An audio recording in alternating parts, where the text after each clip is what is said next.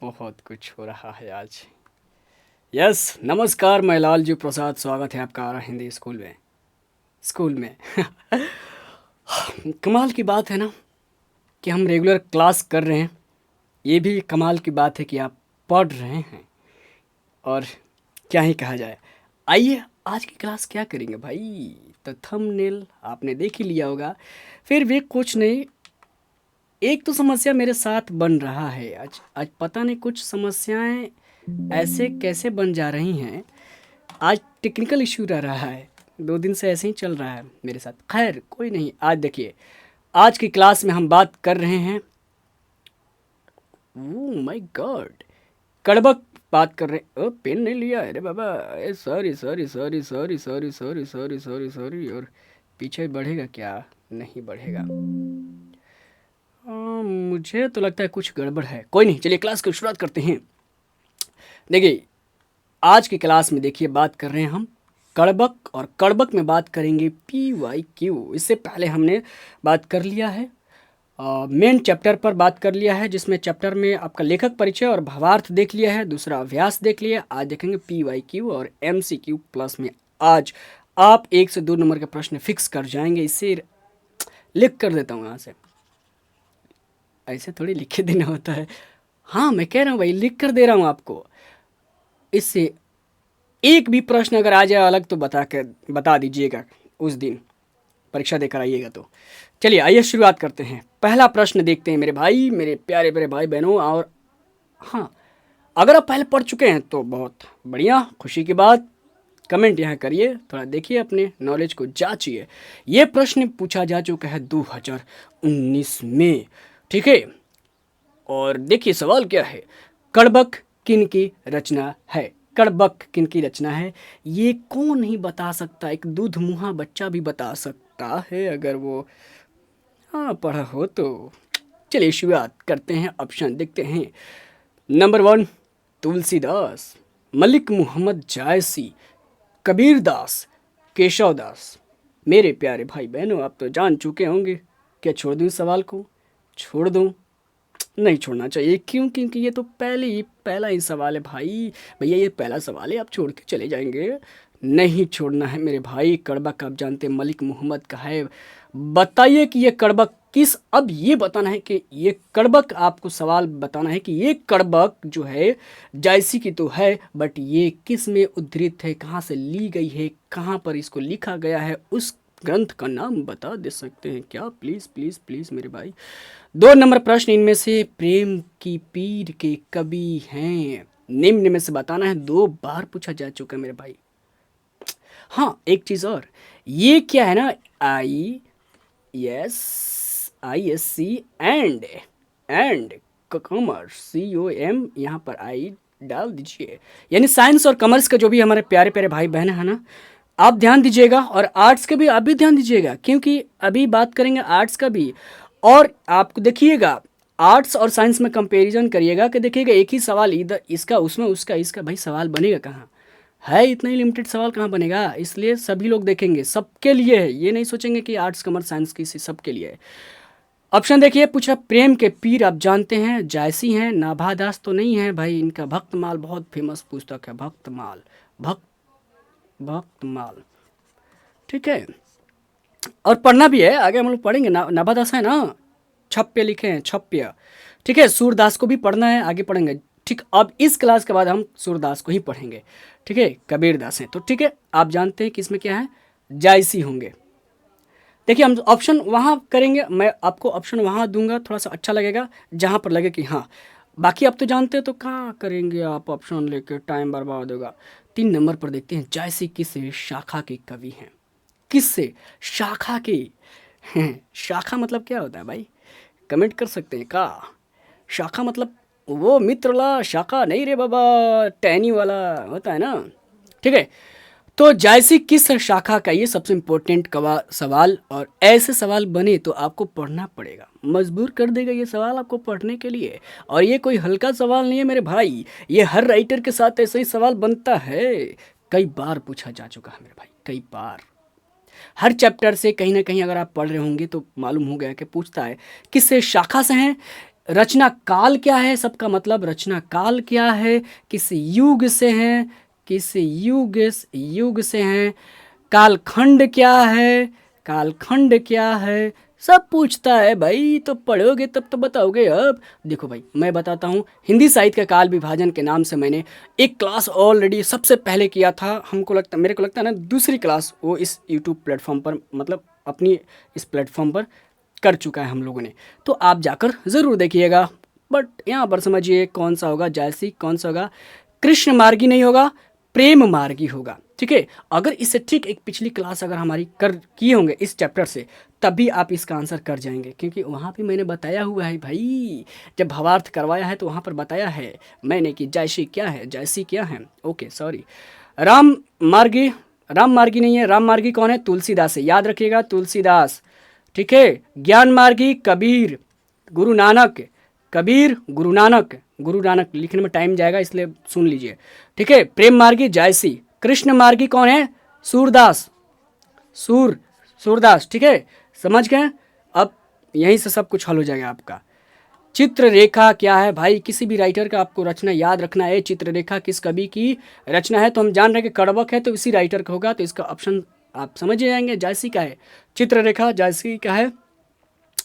ठीक है, जायसी का दो चार और रचनाएं हैं जिन बहुत इंपॉर्टेंट है, सब इंपॉर्टेंट है। लेकिन देखिए पूछा कब है? 2023 में ये सवाल आपसे पूछ दिया है चित्ररेखा, और आर्ट्स में भी पूछा है ये। क्या बात है भाई, इसमें पद्मावत पूछना चाहिए था, पद्मावत एक बार भी नहीं पूछा है। हो सकता है सबको याद हो जाएगा पद्मावत, इसीलिए नहीं पूछा है। ठीक है। अब 5 नंबर सवाल देखते हैं। जायसी की रचना निम्न में से कौन है भाई? 4 ऑप्शन दे दिया। निम्न का मतलब, निम्न का मतलब समझते हैं ना, निम्न या निम्नलिखित। निम्न का मतलब नीचे। ओके। 2023 में ये प्रश्न बन चुका है मेरे प्यारे भाई बहनों, देख सकते हैं यहाँ पर 2023 में एक सवाल, 2023 में 2 सवाल।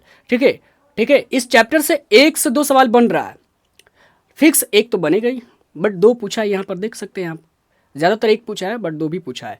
तो बताइए, कड़बक है क्या, छप्य है क्या, कवित है क्या, उषा है क्या, कड़बक है? आप जानते हैं कड़बक ही तो पढ़ रहे ना अभी, बट इसका बता सकते हैं क्या? छप्य, अभी एक नाम लिया हूँ मैं, और उनका एक ग्रंथ भी बताया हूँ, भक्तमाल बताया हूँ। बताइए भक्तमाल किसका ग्रंथ बताया हूँ? ये जो है ना छप्य, उन्हीं का है ये रचना। कवित्व बताइए, कवित्व बता सकते हैं क्या? कवित उषा बता सकते हैं क्या? ये सब बहुत इंपॉर्टेंट है, बताइएगा। मैं बताऊंगा, टाइम ज़्यादा जाएगा, इस पर भी फोकस करना है। हाँ, बाकी आपको हिंट कर रहा हूँ भाई, हिंट कर रहा हूँ कि अगर आप उसको जानेंगे तो आपका फ़ायदा होगा। 6 नंबर देखिए, जायसी किस भाषा के कवि है? ये बहुत इंपॉर्टेंट सवाल, मैंने पहले ही जो हमारी शुरुआत में क्लास किया मैंने वहीं पर बताया था। ठीक है। रामचरितमानस बताइए किस भाषा में लिखा हुआ है? रामचरितमानस किसका है? तुलसीदास का है। और किस भाषा में लिखा हुआ है? अगर उसका आंसर कर जानते हैं तो इसका आंसर कर देंगे। ब्रज भाषा है क्या? ब्रज भाषा नहीं ना। किसका ये?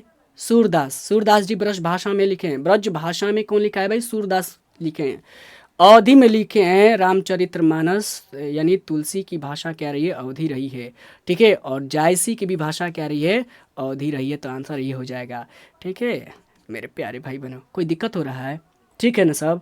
खलास कर दिए हम साइंस के सवालों को, बस वही पूछा हुआ है। अब देखते हैं आर्ट्स का, जो भी है ना आर्ट्स में जो पूछा गया इस चैप्टर से देखिएगा और कमेंट कर दीजिएगा कैसा लगता है। 1 नंबर देखिए, प्रश्न देखते हैं जो आर्ट्स वाले बच्चों में के लिए पूछा जा चुका है पहले। कड़बक के रचयिता भाई, सवाल कहाँ से बनेगा? बहुत छोटा तो है, कहाँ से बनेगा? तो देखो आप देख लें, कड़बक उधर भी पूछा है, कड़बक इधर भी पूछा है 2018 में। घुमाता है, घुमाता है। सूरदास, कबीरदास, जायसी, भाई ऑप्शन लेने की क्या ज़रूरत है? सीधे सवाल का आंसर जवाब सीधे दिमाग में होना चाहिए। मलिक मोहम्मद 2 नंबर, मलिक मोहम्मद, महमूद उसमें मोहम्मद क्या ऐसा महमूद लिखा हुआ है, ऐसा मोहम्मद है। ठीक है। जायसी कैसे कवि हैं? अरे ये क्या सवाल, कैसे कवि कह दिया? देखो, न युग पूछा, न रचना काल पूछा, न कालखंड पूछा, एक नया वर्ड डाल दिया, कैसे कवि हैं। देखो सवाल वही रहता, घुमाता है भाई। अभी हमने साइंस में देखा किस शाखा के कवि हैं पूछा था, और अभी क्या पूछ दिया? प्रेम मार्गी हैं कि ज्ञान मार्गी हैं कि कृष्ण मार्गी हैं, कि इनमें से क्या है? अभी ने बताया कि प्रेम मार्गी हैं। देखो सबसे पहले आप समझ लो भाई, 1 मिनट के लिए समझो। जायसी क्या है? एक मुसलमान कवि हैं, और मुसलमान क्या होते हैं लोग? सूफी कवि होते हैं, ठीक है। मुसलमान कवि ही सूफी कवि होते हैं। हाँ, ऐसा अपवाद भी है, बट सूफी कवि यानी सूफी सूफी जो परंपरा आया, कहाँ से आया? मुसलमान लोग जब हमारे देश में, भारत में आए राज करने के लिए, ठीक है, परंपरा, ठीक है, राज करने के लिए आए तो अपने साथ लेकर आए। ये भी सूफी परंपरा, यानी सूफी मत क्या है, ये परंपरा क्या है? एक ईश्वर, ये भगवान को याद, पूजा पाठ करने का एक पद्धति है। और इसमें पद्धति में धूप अगरबत्ती नहीं, बल्कि ये निर्गुण शाखा में आता है। निर्गुण मतलब बिना रूप आकार के भगवान का पूजा जिसमें किया जाता है उसको निर्गुण बोलते हैं। और उस निर्गुण में आता है सूफी। और सूफी जो लोग होते हैं, फ़कीरी की ज़िंदगी जीते हुए हैं, दुनिया के तमाम मोहों से दूर रहते हैं, नंगे फ़कीर रहते हैं, और ईश्वर को प्रेमिका के रूप में अपने दिल में बसाते हैं कि हे ईश्वर, तुम मेरी प्रेमिका हो, मैं तुम्हारा प्रेमी हूँ। इस तरह से एक दूसरे से आत्मलिंगन करते हैं, ठीक है, आत्ममिलाप करते हैं, और ईश्वर को इस रूप में याद करते हैं। यही सूफी मत है मेरे प्यारे भाई बहनों। चलो आगे बढ़ो, 2 नंबर प्रश्न पर आएंगे, ठीक है। 3 नंबर अब देखते हैं, मलिक मोहम्मद जायसी किस परंपरा का, अरे कैसे कवि हैं? प्रेम मार्गी परंपरा पूछ दिया रे भाई, रे भाई रे। देखो किस रचना काल, रचना खंड, रचना का युग क्या है, सब सब रिलेटेड है।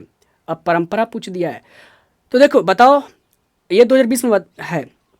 सगुण कृष्ण भक्ति शाखा, सगुण राम भक्ति शाखा, प्रेमाख्यानक काव्य, इनमें से कोई नहीं। मैं आपको बताता हूँ। अब ये आंसर थोड़ा सा आपके दिमाग के बस के बाहर हो गया, और क्लास मेरे किए होंगे तो आप बता देंगे आपको, ठीक है, याद हो गया, पढ़े हो तो सीख बताएंगे।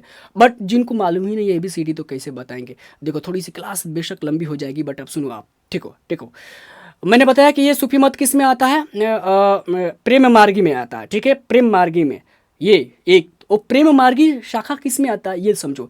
हिंदी साहित्य को 4 कालखंडों में बांटा गया है। हिंदी साहित्य मतलब हिंदी का भी एक इतिहास है ना भाई। हिंदी तो आज पैदा हुई नहीं है, लंबे समय से आ रही है। तो लंबे समय से आ रही है तो इसको भी पढ़ने के लिए अलग अलग कालखंडों में बांटा गया है, जैसे इतिहास को बांटा गया है, ठीक है, प्राचीन भारतीय इतिहास तो आधुनिक भारतीय इतिहास, इसी तरीके से इसको भी बांटा गया है। तो मुख्य रूप से 4 कालखंडों में बांटा गया है, ठीक है। और जिस 4 कालखंड में पहला आदि काल आता, ठीक है, बहुत शॉर्ट में लिखता हूँ। आदि, फिर आता है भक्ति, ठीक है, भक्ति, फिर उसके बाद आता है रीति, ठीक है, और चौथे नंबर पे आता है आधुनिक काल, जो हम लोग अभी जी रहे हैं। अभी जिस युग में जी रहे हैं, किसमें? आधुनिक युग में जी रहे हैं। इसी भक्ति युग में भक्ति को 2 उपखंडों में बांटा गया है, ठीक है, 2 में बांटा गया है। निर्गुण में बांटा गया है भाई, सबसे पहले निर्गुण में बांटा गया है, निर्गुण, ठीक है, सगुण में बांटा गया है, स्वगुण में बांटा गया है, और इससे निर्गुण को भी 2 खंडों में बांटा गया है, पहला, ठीक है, दूसरा, याद रखो। और इस निर्गुण में बांटा गया है प्रेम आश्रय, पहला आया संत परंपरा आया, यानी संत का क्या और कह सकते हैं? प्रेमाश्रय, ज्ञानाश्रय, हाँ ज्ञानाश्रय, ठीक है, ज्ञानाश्रय, ठीक है। यहाँ अब लिखता हूँ, यहाँ से देखो, यहाँ आ जाओ। अब यहाँ ज्ञानाश्रय, ठीक है, ज्ञानाश्रय श्रयी, और इसी को संत काव्य कहते हैं। ज्ञानाश्रय को ही संत, वही बार पहले यही नाम आ रहा था बार बार, संत काव्य कहते हैं, ठीक है। और ठीक है, और पहला ये हो गया, और दूसरा ये आप देखो भाई, समझ रहा ना मैं जो बोल रहा हूँ? दूसरा इसमें हो गया आपका ज्ञानाश्रय के बाद दूसरा हो गया प्रेमाश्रयी, जिसमें यही सूफी काव्य कवि हैं, प्रेमा आश्रयी। अब समझ रहे हो ना? खंड के अंदर खंड में है, और इसी का ये लेखक हैं, जायसी हैं, इसी परंपरा से आते हैं, ठीक है। तो ये परंपरा कौन सा हो गया? इसमें देखो अब क्या पूछ रहा है, ये पूछ रहा है निर्गुण है कि सगुण है? तो देखो सगुण कृष्ण भक्ति शाखा से तो नहीं आएंगे। कृष्ण की पूजा पाठ भक्ति कौन किया है? सूरदास, तो आंसर ये होगा। राम का कौन किया? तुलसी किया हुआ, ये होगा। प्रेम आख्यानक हो जाएगा काव्य, ठीक है, मैंने बोला ना प्रेमाश्रय का, यानी प्रेमाख्यानक काव्य कहो, ये प्रेमाख्यानक काव्य कहो, या सूफी काव्य कहो, ठीक है, ये भी याद रखना। अब नेक्स्ट प्रश्न अगर यही बनाए तो हो सकता है प्रेमाख्यानक काव्य की जगह सूफी काव्य दे दे। सूफी काव्य धारा या काव्य शाखा, नहीं शाखा नहीं पूछेगा, काव्य धारा नहीं पूछेगा, ये इसका दूसरा नाम है। ये समझ है? क्लियर हो रहा है सब चीज़? इसी से है भैया, यही तो इंपॉर्टेंट है, बार बार पूछता सवाल, बार बार पूछता इसी से। अब याद रखो आप। 4 नंबर, मलिक मोहम्मद जायसी की मृत्यु कब हुई? कई बार मृत्यु भी पूछता है, बताओ ये क्या मतलब हुआ? जिंदा आदमी का नाम नहीं याद हो रहा है। बताओ, एक मुर्दे आदमी का नाम याद रखना, उसमें से भी कैब मरा वो याद रखो, क्या जैसा मामला है? बट क्या कर सकते हो भाई, यही तो संघर्ष है, लाइफ का यही संघर्ष है आप लोगों के लिए। हम लोगों के लिए दूसरा संघर्ष है अभी, आप लोगों के लिए यही संघर्ष है कि आपको याद रखना है ना। 21 नंबर प्रश्न, अरे 2021 में, अरे बाबा सॉरी, 2021 21 नंबर क्या बोलता हूँ रे, क्या बोलता है।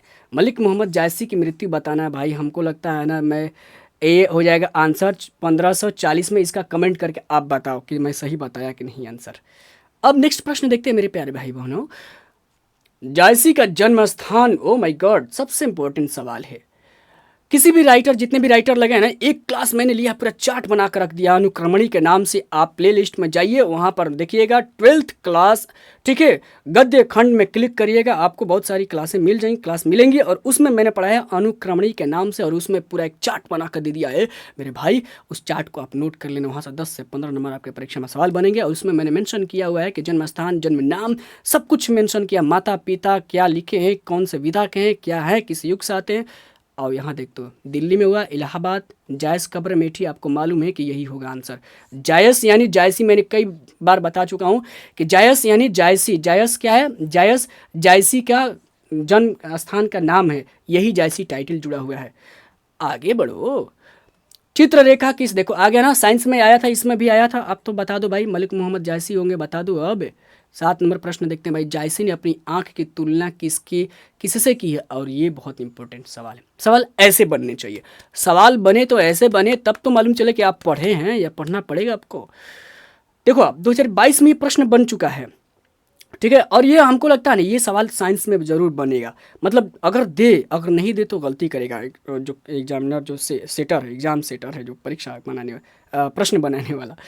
भाई ऐसा सवाल दो, आकाश से, फूल से, दर्पण से, सूर्य से अगर क्लास कर चुके होंगे, किसी का भी क्लास या सेल्फ स्टडी भी किए होंगे, तो आपको मालूम है कि कहते हैं कि कभी कहते हैं दर्पण के से, उसका बोलते हैं कि दर्पण की तरह अपने आप को निर्मल और पवित्र मानते हैं, ठीक है। उनके अंदर कोई कल छपट नहीं है। जैसे आईना दर्पण देखते हैं तो स्पष्ट मालूम चलता है, उनको भी आप देखेंगे तो स्पष्ट मालूम चलेंगे। दर्पण, कोई दिक्कत हो रहा भाई? मैं जैसे पढ़ा रहा हूँ बुरा तो नहीं लग रहा है ना? आप समझो कि आपका एक भैया बता रहा है, थोड़ा सही है। आओ आप, निम्नलिखित में कौन कृति जायसी की नहीं है? कौन सी कृति? कृति मतलब कार्य, जो रचनाएं हैं। कृति मतलब कार्य, रचनाएं जो इन्होंने कार्य किया। कार्य, कोई कवि राइटर कार्य क्या करेगा भाई? पुस्तक लिखेगा, ग्रंथ लिखेगा, रचना करेगा, वही तो कृति हुआ। कृति मतलब किया हुआ कार्य। तो कौन है बताइए? पद्मावत नहीं है भाई, अरे नहीं है भाई, सवाल ऐसे ही गलत होते हैं। अब आप बताओ, अखरावट या चित्ररेखा या भक्तमाल? काफ़ी मस्त सवाल है, और इसका आंसर तो मैंने बता दिया है पहले, मालूम है ना। मैंने एक ग्रंथ का नाम लिया है, ठीक इस कुछ मिनट पहले। क्या लिया है भाई? अब बताया है कि नाभादास का आ रहा है, हाँ नाभादास का ही है, नाभादास वो नाम लिया था। आपको मालूम है कि भक्तमाल मैंने कभी पीछे जरूर लिया है नाम, यही नहीं है। पद्मावत है और अखरावट है और चित्ररेखा है। चित्ररेखा दो बार पूछा जा चुका है, साइंस में 2 बार पूछा जा चुका है, इधर आर्ट्स में भी पूछ लिया। तो आपको तो ये तीनों याद होना चाहिए, ऐसे भी। और 1-2 है, उसको जाकर ज़रूर याद करिएगा, ठीक है मेरे भाइयों। अब देखते हैं, अब MCQ देखिए। अब इसके अलावा ये सवाल जो कुछ बनाए हैं ना, है ना, इसके अलावा कोई प्रश्न अब इससे छूटेगा नहीं। अब इसको पढ़ लीजिए। जैसे किस तरह के कवि हैं, देखो किस तरह के हैं, कैसे कवि हैं, बस ये समझना है। केवल वर्ड चेंज किया भाई। अच्छा, भक्त कवि हैं या सूफी कवि हैं या श्रृंगारिक कवि हैं, या इसमें से कोई नहीं? तो अभी मैंने बताया सूफी के बारे में, तो सूफी हैं कवि, तो आंसर तो यही हो जाएगा। भक्त कवि नहीं है भाई। भक्त कवि कौन है? सूरदास हैं, तुलसीदास हैं भक्त कवि। अब दूसरा नंबर सवाल देखते हैं। जायसी के पिता का नाम बताना है। पिता का नाम, जायसी के पिता का नाम बताना है। ये सवाल नहीं बना है, उम्मीद है कि बने इस बार, ये सवाल याद रखिएगा, ठीक है। अगर पूछे तो ये बने, उम्मीद है। तो बताइए, शेख मोहम्मद या शेख यमरेज या शेख परवेज? यमरेज, मोहम्मद, शेख मोहम्मद। और एक चीज़ मैंने बताया था कि मलिक मोहम्मद, मलिक जरूर आएगा। मलिक नहीं दिया है, देखो आप, तो आप समझो मलिक नहीं दिया है तो शेख मोहम्मद होगा, या शेख मलिक शेख मोहम्मद है कि शेख यमरेज है कि यमरेज है, क्या है, इसका आप ज़रूर कमेंट करना, इसका आंसर देखो, इधर तो नहीं होगा, इधर नहीं होगा, इधर ही होगा। अब इस पहला होगा कि दूसरा, ये बताना आप। अब बताना, जायसी थे धनवान, पहलवान, फकीर। फकीर तो मैंने बताया ना कि सूफी लोग क्या है, फकीरी की ज़िंदगी जीता है, तो फकीर होगा। ठीक है, अब बताइए 4 नंबर प्रश्न का क्या होगा। जायसी के काव्य का मुख्य रस क्या है। अब पढ़िए, अभी इसका अभी आंसर हम लोग कर चुके हैं, मतलब डायरेक्ट नहीं किए हैं, बट मैंने बता दिया आपको। अब देखिए, वात्सल्य रस, श्रृंगार रस, वीर रस, इसमें से कोई नहीं। देखिए, वात्सल्य रस के पकड़ रखने वाले कौन हैं, वात्सल्य रस का प्रधान कवि कौन है, तो आपके सूर हैं। परीक्षा में आएगा तो सूर मारना है। और यही पूछेगा वात्सल्य का क्या अर्थ होता है। वात्सल्य क्या होता है, वो प्रेम, प्रेम है वात्सल मतलब प्रेम, बट वैसा प्रेम नहीं जैसा लड़का लड़की वाला प्रेम होता है, ये नहीं है। वैसा प्रेम जो एक माँ, एक पिता, अपने पुत्र, अपने भाई, अपने बहन, बेटा, सब लोग एक उस तरह का, उस प्रेम को कहते हैं। जैसे यशोदा मैया, ठीक है, कृष्ण से जो प्रेम करते हैं, लल्ला प्रेम करते हैं, दशरथ राम से प्रेम करते हैं, वो उस प्रेम को वात्सल्य प्रेम बोलते हैं। ठीक है, आपके माँ, आपके पिता, आपके भाई, आपके बहन आपसे जो प्रेम करते हैं, आपस वाला प्रेम, इस प्रेम में हम लोग एक दूसरे से संबंध नहीं मिलाते हैं, बनाते नहीं हैं। क्या करते हैं, निस्वार्थ रहता है वहाँ पर, किसी तरह का एक थॉट नहीं क्रिएट होता है। मतलब ये आप हम वाला प्रेम वाला नहीं थॉट क्रिएट होता है, ये लड़का लड़की वाला लिविंग वाला थॉट नहीं क्रिएट होता है। समझ रहे ना, उस प्रेम को वात्सल्य प्रेम या वात्सल्य रस बोलते हैं। ओके, समझ गए। ठीक है, श्रृंगार रस, हाँ, पद्मावत में श्रृंगार की बात की गई है। ठीक है, ये श्रृंगार रस है भाई। हाँ, वीर रस भी है, ठीक है, वीर रस भी है, बट बहुत कम है यहाँ पर। तो प्रेम का ही पीर, तभी तो प्रेम का पीर कहा गया। आगे बढ़ो रे भाई, ज़्यादा टाइम ना खाओ। जायसी ने रत्नसेन तथा पद्मावती की कथा को किस प्रकार जोड़ा है, बनाया है, ये बताना है। किस प्रकार, प्रेम के द्वारा उसको बनाया है, जोड़कर बनाया है, या भक्ति के द्वारा, या रक्त रूप ले द्वारा। ठीक है, तो आप कविता जब पढ़े होंगे ना, कड़बक पढ़े होंगे, तो कहते हैं रकत्ते रकत्ते रकत्ते रकत्ते, वही रकत्ते ले रूपी, रकत्ते भाई, ले आंसर। अब फिर ये कमेंट आप मत कर देना भाई कि भैया आप पढ़ रहे को पढ़ा रहे को पढ़ रहे हो। देखो भाई, अभी ना क्या करेंगे ना, हम लोग रिकॉर्डेड क्लास है ना मेरी, तो मैं ऐसा कर सकता हूँ, करने की आज़ादी ले सकता हूँ आपसे। हाँ, जब थोड़ा सा सिस्टम ठीक हो जाएगा मेरा, बहुत गरीबती वाली स्थिति में मैं आपको पढ़ाता हूँ भाई। हालांकि ये नहीं कहना चाहिए, क्या फ़र्क पड़ता है, काम तो हो रहा है ना। बट दो लाइट लटकाया हूँ यहाँ पर, एक एलईडी इधर लगाया हूँ, सब लाइट कब चली जाएगी मैं कब ना दिखूँ आपको पता भी नहीं चलेगा, ऐसे हो जाएगा। यहाँ पर लाइट अभी कट जाए फिर अंधेरा हो जाएगा, क्लास बर्बाद। समझ रहे ना, यहाँ पर नेट का बहुत समस्या, मतलब है नहीं कुछ सुविधा, फिर भी मैं आपको पढ़ाने की कोशिश कर रहा हूँ। बट जल्द कुछ आपके प्यार आशीर्वाद से जल्द कुछ ठीक करेंगे हम।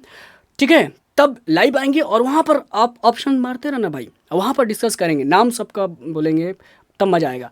अब देखिए, जायसी ने रत्नसेन एवं पद्मावती के, देखिए तो यहाँ आपको की कथा को किसके द्वारा सींचा है भाई, तो अपने अश्रुओं के द्वारा सींचा है, यानी अपने आंसुओं के द्वारा।